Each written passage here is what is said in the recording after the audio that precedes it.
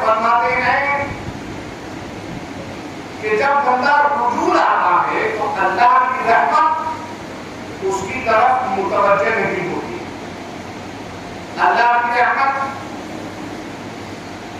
اس کی طرف متوجہ نہیں ہوتی تو وہ بندہ پھر سے رجوع آتا ہے، اور اس مرتبہ پہلے سے زیادہ شدت اس کے درد میں ہوتی ہے، پہلے سے زیادہ گریہ وزاری اس کی توبہ میں ہوتی ہے، پہلے سے زیادہ درد اس کے آنسوؤں میں ہوتا ہے۔ فرماتے ہیں پھر اللہ کی رحمت اس کی طرف متوجہ نہیں ہوتی۔ فرماتے ہیں تیسری مرتبہ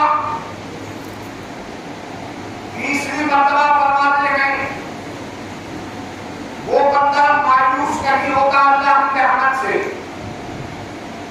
اور پھر سے گریہ وزاری میں وہ زیادتی کرتا ہے۔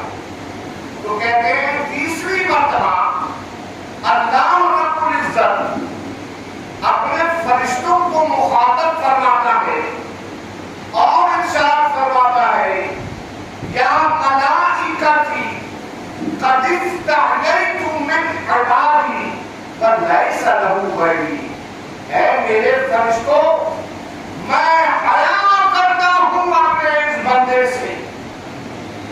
اللہ فرما رہا ہے اے میرے فرشتوں میں حیا کرتا ہوں اپنے اس بندے سے، اور میرے علاوہ اس کا کوئی نہیں۔ اور پھر اللہ کی رحمت اس کی طرف متوجہ ہوتی ہے اور اس کو اپنی مراد تک پہنچ جاتا ہے۔ تو جیسا میں نے عرض کیا ابتدائی سخن میں کہ اللہ کی رحمت وہاں ڈھونڈتی ہے کہ کس بہانے سے جو ہے آپ کے پاس آ جائے۔ تو یہ رمضان کا مہینہ میں اگر عوام کی تعبیر میں اس کو میں عوام کے الفاظ میں اس کو میں تعبیر کروں بغیر کسی موٹے یا کے لفظ کو استعمال کیے ہوئے، تو میں سمجھتا ہوں کہ رمضان وہ بہانہ ہے جس بہانے کے ذریعے اللہ تعالیٰ اپنے بندے کو اپنے طرف بلا رہا ہے۔ حقیقت بات یہی ہے، اللہ تبارک و تعالیٰ رمضان وہ بہانہ ہے جس کے ذریعے بندہ رب سے قریب ہو رہا ہے۔ بہت سارے آج کل کے زمانے میں آپ دیکھ رہے ہیں کہ لوگ کہتے ہیں کہ صاحب مسلمانوں کا اتحاد پامال ہو گیا، مسلمانوں کے اتحاد کے خلاف فلانا شخص، فلانی جماعت، فلانی سیاسی پارٹی یہ سازشیں رچ رہی ہے اور مسلمانوں کا اتحاد پامال ہو رہا ہے۔ میں عرض کرتا ہوں کہ مسلمانوں کو اور کچھ کرنے کی ضرورت نہیں ہے، زیادہ دور جانے کی ضرورت نہیں ہے۔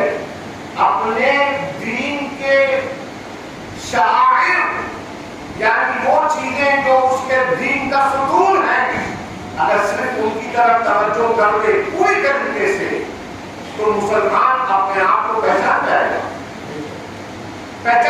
گا۔ آپ دیکھیں نماز کے اندر جماعت واجب ہے۔ کیوں واجب ہے؟ تاکہ جب آپ جماعت کے اندر ساتھ میں ملیں تو سائیکولوجیکل ایفیکٹ اس کا یہ پڑے کہ یہ ہے اور میں ہوں، وہ ہے اور ہم ہیں، ہم سب ایک ہیں۔ وحدت امت کا فلسفہ ملتا ہے۔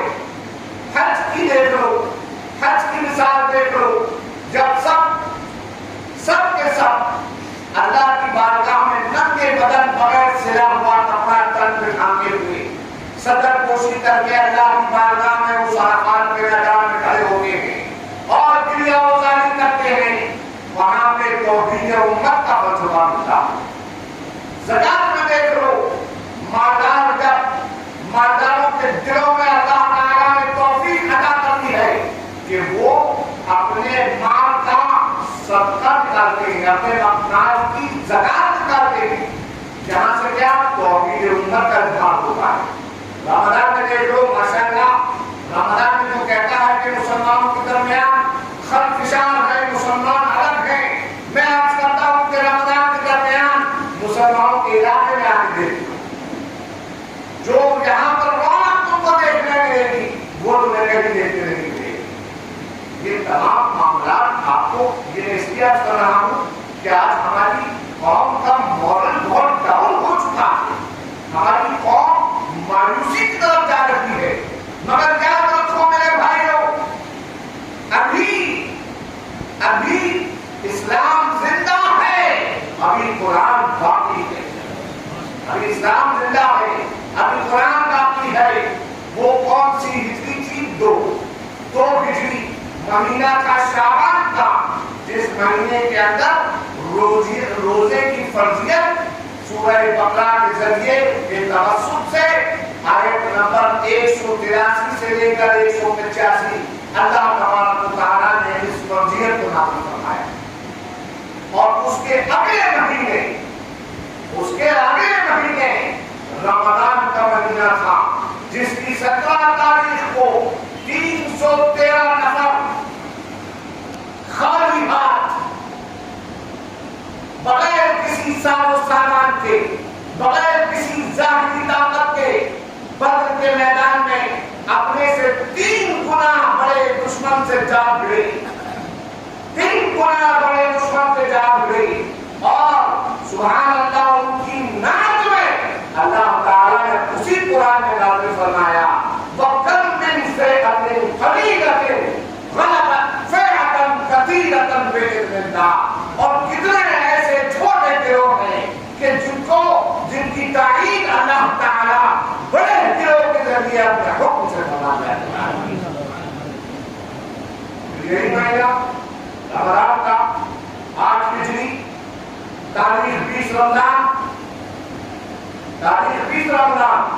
اور اس تاریخ کو آقا کریم علیہ السلام اپنے جانشانوں کے ساتھ مکے میں تشریف لاتے ہیں، اور وہ لوگ جو کل تک لا الہ الا اللہ محمد رسول اللہ پڑھنے والوں کو کے اوپر زمین کو تنگ کیے ہوئے تھے، وہ خیرہ کے ہاتھوں کو رسول اللہ کا خیر مقدم کرتے، بغیر ہتھیار کے اٹھائے، بغیر کسی کو دم کرتے، سب کے سب چوک در چوک اسلام میں داخل ہوتے نظر آتے۔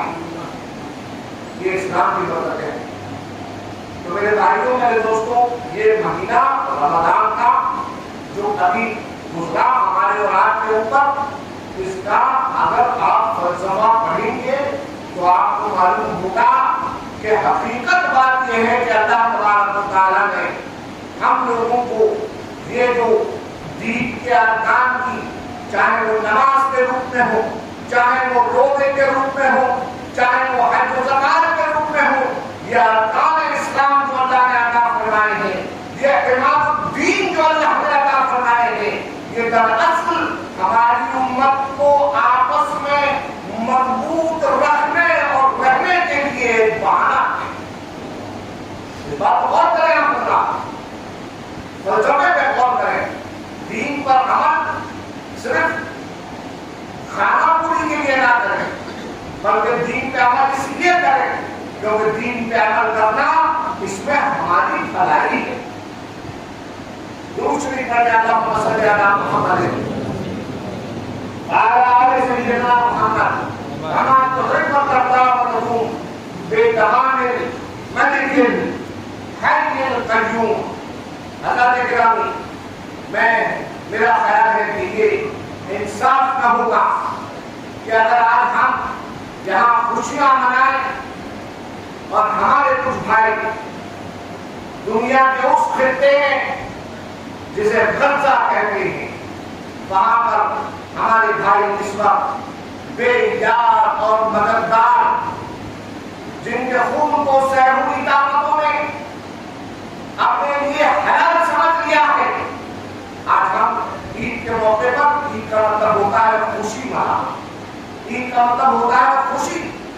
آج ہماری خوشی ادھوری ہے کیونکہ آج ہمارے ہی بھائی ان حالات سے گزر رہے ہیں کہ جتنا ہم لوگ اس دنوں میں افطار کر کے غریبوں میں بانٹ دیا کرتے تھے، اس کا آدھا بھی ان کو پورے مہینے میں نصیب نہیں ہو پایا۔ اس درد کو بھی ہم کو یاد رکھنا ہے، اور بھائی دعا میں بڑی طاقت ہوتی ہے۔ ہم کچھ نہ کر سکیں تو اپنے ان بھائیوں کے لیے ہم دعا کریں کہ اللہ تبارک و تعالی اپنے پیارے حبیب نبی علیہ السلام کے صدقے و بخیر ان کے لیے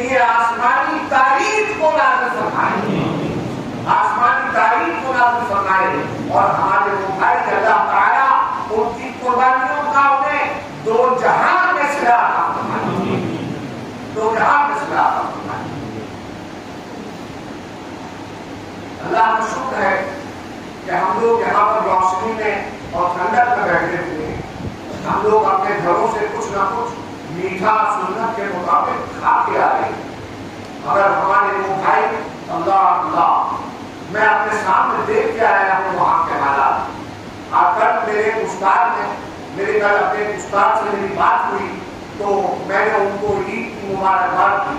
وہاں کی تاریخ اور یہاں کی تاریخ ایک چل رہی ہے. آج ان کے یہاں بھی عید ہے. تو صاحب انہوں نے مجھ سے کہا کہ میں نے جب انہیں کہا عید مبارک تو انہوں نے مجھ سے کہا ہاں ہم سب خیریت سے ہیں. میں نے کہا اچھا. کہنے کہ ہاں ہمارے لیے عید یہی ہے کہ ہم بس خیریت سے رہیں. آپ سمجھ سکتے ہیں درد کو اس انسان کے جو یہ کہے کہ ہمارے لیے عید اتنی ہی کافی ہے کہ ہم خیریت سے زندہ رہیں. یہی ہماری عید. میرے بھائی کو ہم لوگ بہت دور بیٹھے ہیں, ہم نے اس کو دیکھا نہیں ان معاملات کو. میں چشمدی آپ کے سامنے حاضر ہوں. وہ معاملات الامان الحفیظ اللہ رب العزت کسی دشمن کے اوپر بھی ایسے حالات کو نہ لائے. ایسے حالات اور ایسے معاملات اللہ رب العزت دشمن کو بھی دور رکھے. میں تو کہتا ہوں, میں دعا کرتا ہوں اللہ رب العزت مسلمانوں کو خاص طور پر اس عید کے پلیٹ فارم سے, اس مجلس کے پلیٹ فارم سے میں مسلمانوں کو یہ میسج دینا چاہتا ہوں کہ میرے بھائیوں آپس میں متحد رہو, آپس میں اتحاد کرو. تمہارا دشمن تمہارے سارے اختلافات کو جانتا ہے, تمہارے مسلکی اختلافات کو جانتا ہے, تمہارے مذہبی اختلافات کو جانتا ہے, تمہارے آپس میں مشربی اختلافات کو جانتا ہے. اور ان اختلافات کو جاننے کے بعد وہ تمہارے درمیان ایسے وسوسوں کو چھوڑتا ہے, ایسے انسیپشنز کو چھوڑتا ہے کہ جن کے ذریعے تم بہک جاتے ہو. تم اتحاد کے راستے سے ہٹ کر اختلاف کے گڑھے میں جا کر گر جاتے ہو. آپ اپنے دشمن کو پہچانو, اپنے دشمن کی چالوں کو پہچانو, اور چالوں کو پہچاننے کا مطلب یہ ہے کہ آپس میں متحد ہو جاؤ. آپس میں متحد ہونا بہت ضروری ہے. اہل خانقاہ پر ہمیشہ الزام لگتا ہے کہ اہل خانقاہ ہر ایک کو صلح کا, آپس میں دوستی بڑھانے کا, آپس میں تعلقات بڑھانے کا پیغام دیتے ہیں. ارے میرے بھائی کچھ نہ صحیح تو رسول اللہ کی سنت کو یاد کر لو. آقا کریم علیہ الصلوۃ والسلام حدیبیہ کے کنویں کے پاس جو آپ نے کفار مکہ کے ساتھ صلح کی تھی وہ کیا تھی؟ کیا رسول اللہ ان کے ساتھ متفق تھے؟ معاذ اللہ. انہوں نے تو رسول اللہ علیہ السلام کو سرے سے رسول لکھنے سے منع کر دیا تھا, مگر آقا کریم علیہ السلام کی تنبیہ اور ہم کو ادا کیا ہوا درس کہ آپ نے اپنے لوگوں کو محفوظ رکھنا, یہ امپورٹنٹ بات عرض کر رہا ہوں. اس وقت سوال یہ پیدا ہوا تھا کہ رسالت کے درجے کو وہاں پہ بلند کر کے دکھایا جائے یا اپنے ماننے والے امتیوں کے جان اور مال کی حفاظت کی جائے, ان کے درمیان دین کی تبلیغ کو آسان کیا جائے. تو میرے نبی نے اپنا عہدہ نہیں چنا. اس فلسفے کو نوٹ کرو, میرے نبی نے اپنا عہدہ نہیں چنا بلکہ میرے نبی نے اپنے امتیوں کی جان مال عزت آبرو کی حفاظت کو اس وقت اولویت بخشی اور آپ نے سیدنا علی کو منع کر دیا. کوئی بات نہیں, یہ محمد رسول اللہ نہیں لکھنا چاہ رہے ہیں, تم لکھ دو محمد بن عبداللہ. پڑھو, اپنی تاریخ پڑھو, اپنی تاریخ پڑھو کہ تمہیں پتا چلے گا کہ اصل اسلام کیا ہے. یہ یوٹیوب اور فیس بک والا اسلام جو کلپس کے ذریعے تم تک آتا ہے, یہ اسلام نہیں ہے میرے بھائی. اس میں تو تمہارے پاس اچھا